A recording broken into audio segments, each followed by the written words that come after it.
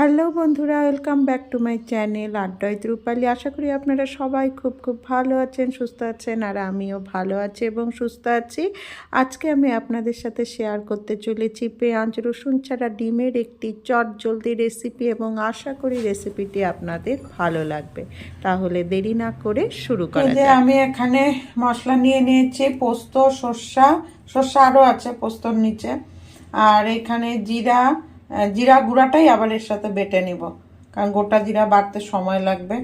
আর এখানে হচ্ছে কটা লঙ্কা, 4টা লঙ্কার একটু গোটা আদা নিয়েছি। এখানে 2 চামচ পোস্ত আছে আর 1 চামচ সর্ষা আছে। এটাকে এখন বাটবো। আর বন্ধুরা, এই যে সর্ষা, পোস্ত, জিরে, আদা, কাঁচা লঙ্কার পেস্টটা একেবারে রেডি। এখন এর মধ্যে আমি সামান্য পরিমাণ হলুদ মিশিয়ে নিচ্ছি। আর বন্ধুরা, আমার মনে হয় যে কোনো সর্ষা পোস্তের রেসিপিতে হলুদটা কম ব্যবহার করাই উচিত, তা না হলে রান্নাটা যেন কেমন লাগে। অনেকে তো হলুদ ব্যবহারই করে না সর্ষা পোস্তর যে কোনো রেসিপিতে।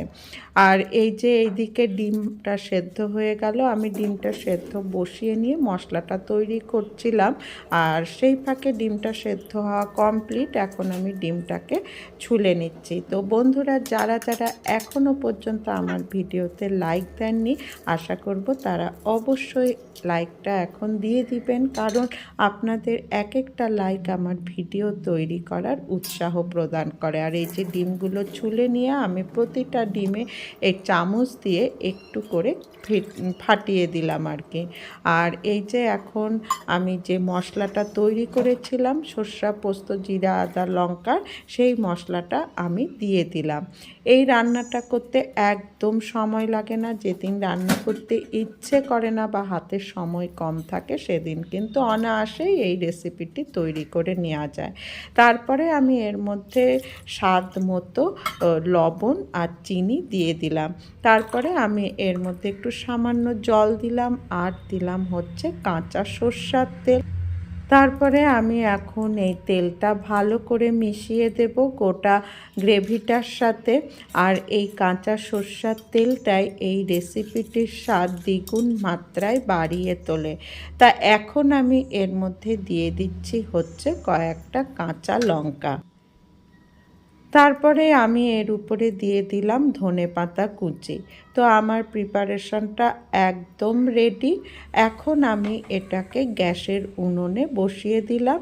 তারপরে ঢাকা দিয়ে কিছুক্ষণ আমি এই রেসিপিটাকে ফুটাবো, তাহলেই আমার এই রেসিপিটা কমপ্লিট হয়ে যাবে। তো বন্ধুরা, বৃহস্পতিবার দিন আমি কোনো প্রকার ব্লগ করতে পারিনি, সেই কারণে আমি ডেলি ব্লগ আপনাদের সাথে শেয়ার করতে পারলাম না। আজকে শুধুমাত্র এই রান্নার রেসিপিটাই আপনাদের সাথে শেয়ার করলাম। আশা করি ব্লগের মতো এই রান্নার ভিডিওটাও আপনারা দেখবেন এবং দেখে আমাকে এগিয়ে নিয়ে যেতে সাহায্য করবেন। তো এই যে আমি এখন ঢাকাটা উঠিয়ে দিয়ে একটু আবার নেড়ে চেড়ে দিলাম। এখন আমি এর মধ্যে কয়েকটা কালো জিরা দিয়ে দিলাম, এতে কিন্তু ঝোলটার স্বাদ আরও বেড়ে যায়। তো আমি এইরকম বেশ কয়েকবার ঢাকাটা তুলে নাড়িয়ে দিয়েছি আর কি, নেড়ে চেড়ে দিয়েছি, তা না হলে নিচে লেগে যাওয়ার ভয় থাকে। তো এখন আমার এই ডিমের রেসিপিটা রেডি। এখন নামানোর আগে আমি এর মধ্যে দিয়ে দিলাম আবার কিছুটা কাঁচা সর্ষার তেল, আর নামানোর আগে আবার আমি কিছুটা ধনেপাতা কুচি দিয়ে নামিয়ে নেব। তো বন্ধুরা, এই রেসিপিটা কেমন লাগলো অবশ্যই জানাবেন। যদি ভালো লাগে তো অবশ্যই একটা লাইক করবেন এবং কমেন্ট করে জানাবেন কেমন লাগলো। তো এই যে সর্ষে পোস্ত দিয়ে পেঁয়াজ রসুন ছাড়া ডিমের চটজলদি রেসিপি আমার রেডি। তো বন্ধুরা, আজকের মতো এখানেই বিদায় নিচ্ছি। আবার পরবর্তীতে আসবো নতুন ভিডিও নিয়ে। আর এতক্ষণ আমার সাথে থাকার জন্য ধন্যবাদ। টাটা।